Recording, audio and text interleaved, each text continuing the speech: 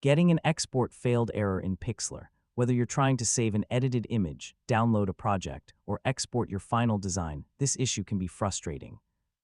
In this guide, I'll show you the most effective ways to fix Pixlr export failed errors in 2026. So let's get started. First, refresh the Pixlr editor and attempt the export again.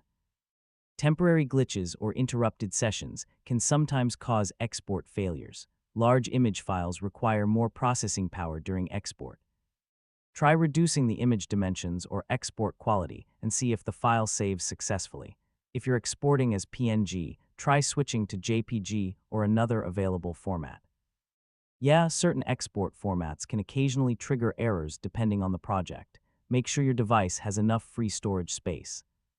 If your storage is nearly full, exported files may fail to save correctly. Corrupted browser data can interfere with Pixlr's export process.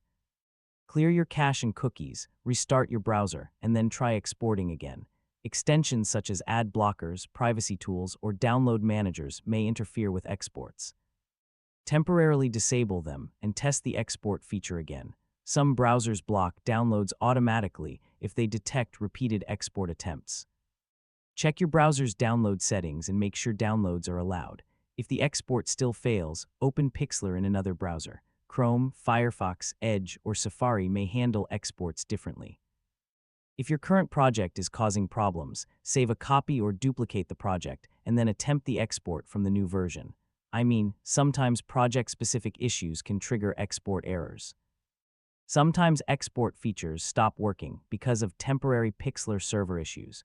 Check official announcements or community reports to see if other users are experiencing the same problem. And that's how to fix Pixlr export failed errors in 2026. Most export issues can be solved by reducing file size, clearing browser data, or adjusting browser settings. Thanks for watching, and I'll see you in the next tutorial.